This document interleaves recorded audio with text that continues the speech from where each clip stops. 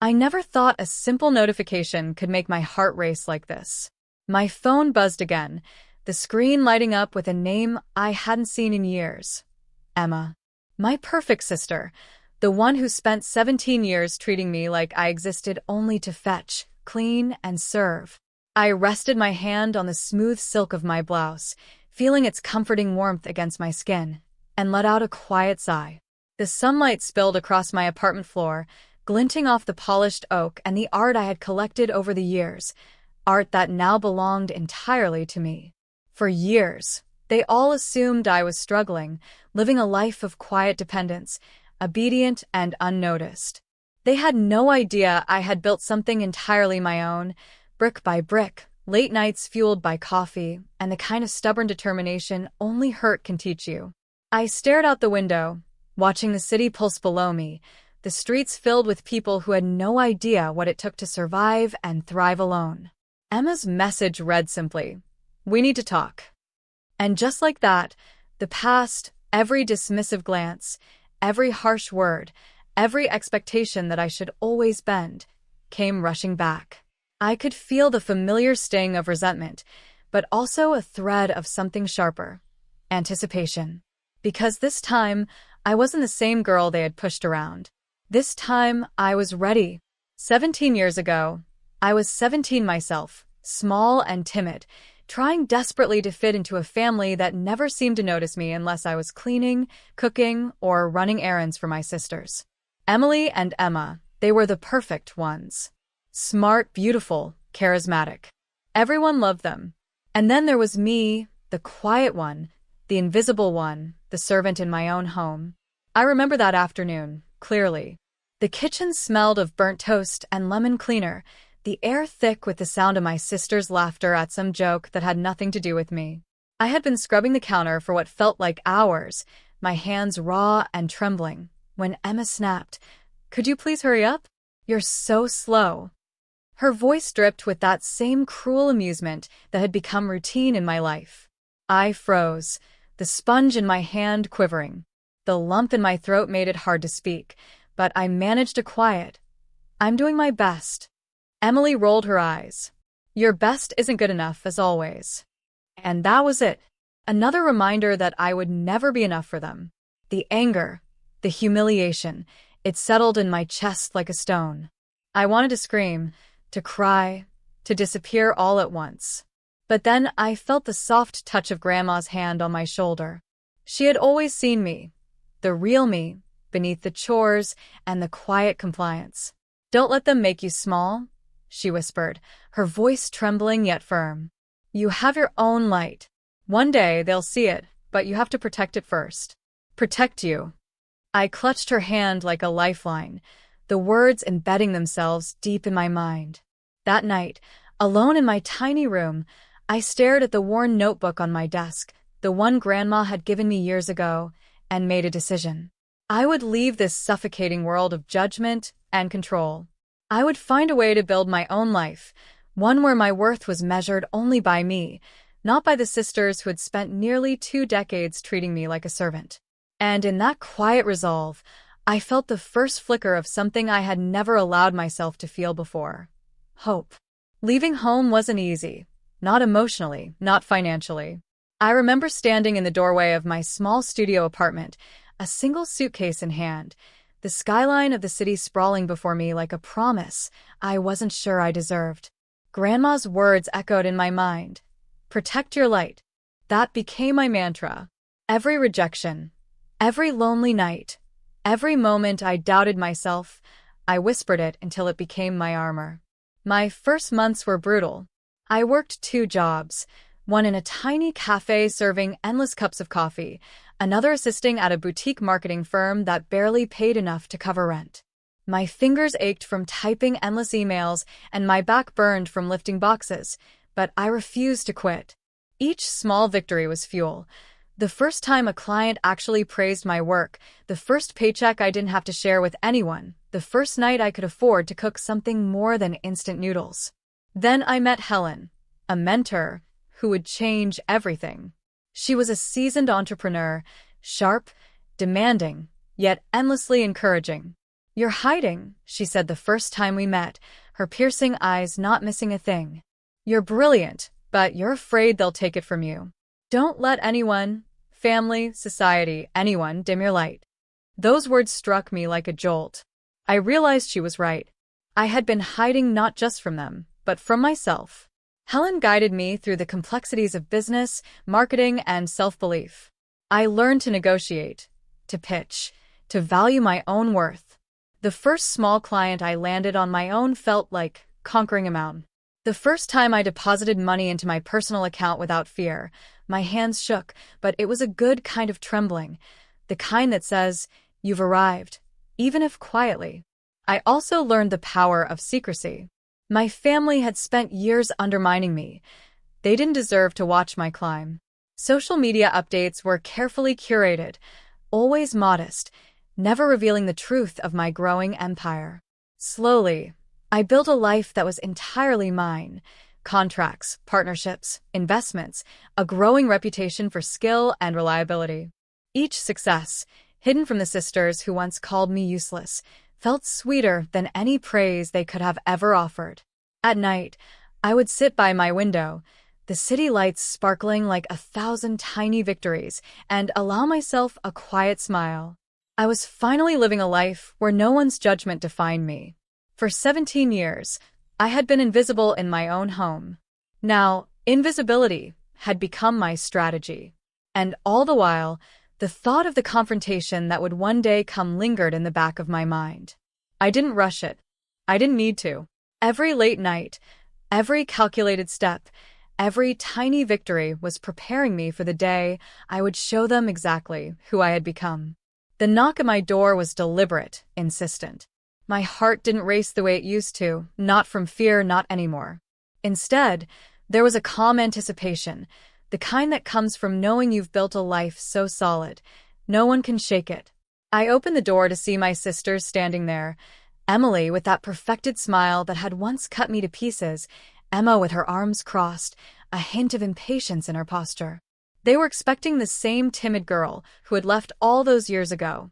"Come on in," I said smoothly, stepping aside. "I've been waiting." As they entered, their eyes flicked over the apartment, trying to assess how small my life had become. I watched them take in the floor-to-ceiling windows that framed the skyline, the soft rug beneath their feet, the elegant art pieces, carefully chosen, each telling a story of a life I had built from nothing. My office space in the corner, sleek and professional, held a desk that bore my nameplate, my awards, and documents reflecting my growing portfolio. They paused, their expressions shifting subtly from polite curiosity to confusion, then slowly to disbelief. Emily's lips parted, as if she wanted to speak, but couldn't find the words. Emma's brow furrowed. This can't be yours," she finally said, her voice tight. I smiled faintly, leaning against the edge of my desk. "It's mine. Every bit of it." Their eyes widened as I guided them to the seating area. "You remember how you thought I was struggling? That I couldn't manage on my own?" I let a pause linger, letting the weight of years of dismissal settle in the room. "I built this life while you were busy treating me like I was invisible. While you were focused on making me your servant, I learned how to make myself powerful." I watched their faces, the subtle flickers of shame and astonishment that I had imagined countless times during my darkest nights. Emily's hand trembled slightly as she touched the edge of my coffee table, perhaps unconsciously seeking proof that it was real. Emma stared at the sleek contracts and the neatly organized folders on my desk, her mouth opening and closing. "I own 3 businesses now," I continued, my voice calm, steady, and unflinching. "I have investments, clients, a team that respects me. My net worth is, well, let's just say it's nothing to scoff at. And every step, every late night, every sacrifice was mine. None of it depended on you, and certainly none of it owed anything to you." The room was silent except for the faint hum of the city outside, a perfect counterpoint to the storm I had built within these walls. They looked at each other, then back at me, each realization dawning in slow, painful increments. They had underestimated me for 17 years. And now, for the first time, The full weight of their misjudgment was visible on their faces. I allowed a small, controlled smile to curve on my lips. I didn't just survive without you. I thrived. And now, you get to see what it looks like when the servant becomes the master of her own destiny. They swallowed hard, words failing them, as I let the moment stretch. Every glance, every subtle flicker of guilt, every trace of amazement was my victory. The girl who had once been silenced and overlooked now commanded the room without raising her voice. The air in the room felt different now. It was heavier, yes, but also electric, with tension, with anticipation, with the unmistakable shift of power. For 17 years, they had dictated the rules in our home. For 17 years, I had obeyed, endured, and been invisible. Now the rules were mine to make. I settled into my chair, crossing one leg over the other, feeling the soft leather hug my form. We need to talk about the future. I began, my tone calm but firm. I can help you, but not without conditions. Emily's jaw tightened. Conditions? What do you mean? I leaned forward slightly. For starters, I will not tolerate any toxic behaviors. No more belittling, mocking, or trying to control me or anyone else in this house of mine. I paused to let that sink in, watching as a shadow of shame flickered across their faces. Second, I continued, each of you must take responsibility for your own lives. Emma, that career you keep whining about? Stop waiting for approval. Pursue it seriously or step aside. I fixed her with a steady gaze. And Emily, your constant need to be the center of attention? Learn to support, not undermine. You'll find respect easier that way.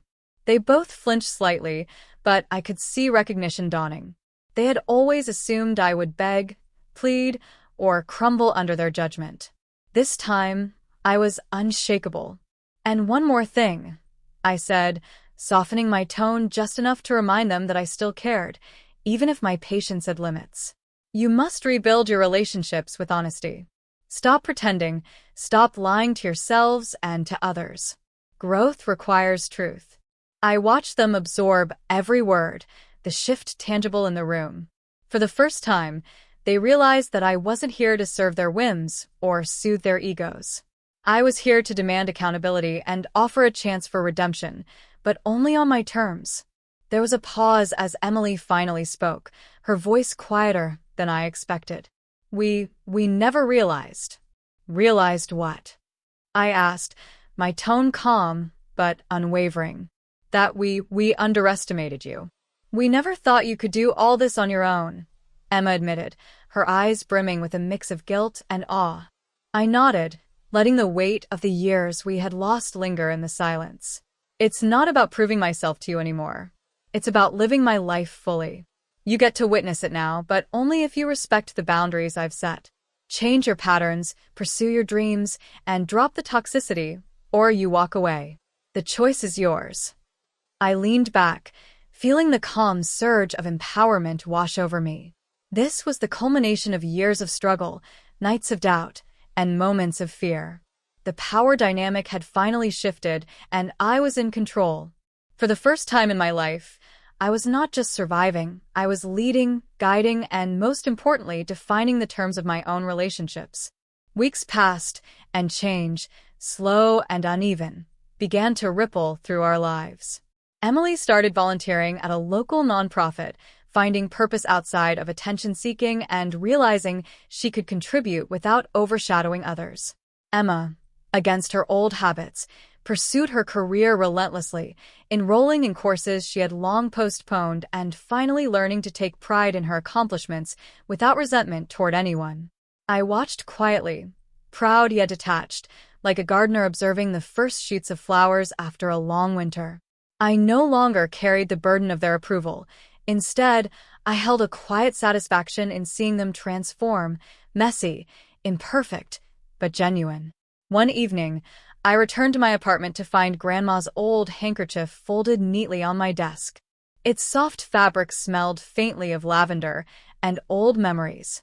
I picked it up, running my fingers over the delicate embroidery. She had given it to me when I first decided to leave home, whispering, "Protect your light." Now, it was more than a reminder. It was a symbol of the journey I had completed. The girl who had trembled in the kitchen, the girl who had feared her own voice, had become a woman unafraid to claim her space, her achievements, and her dignity. I took a deep breath, looking out at the city lights from my window. The skyline shimmered like a reflection of everything I had built, silent, resilient, beautiful. I thought about the 17 years of servitude, the silent suffering, the endless dismissals, and realized they had forged something stronger in me: clarity, resilience, and an unshakable sense of self-worth. The sisters had changed, yes, but the most important transformation had happened in me. I had learned that power isn't just about money, recognition, or control. It's about owning your life fully, unapologetically, and with grace. I smiled, placing the handkerchief gently in my drawer, a talisman of the girl I once was and the woman I had become.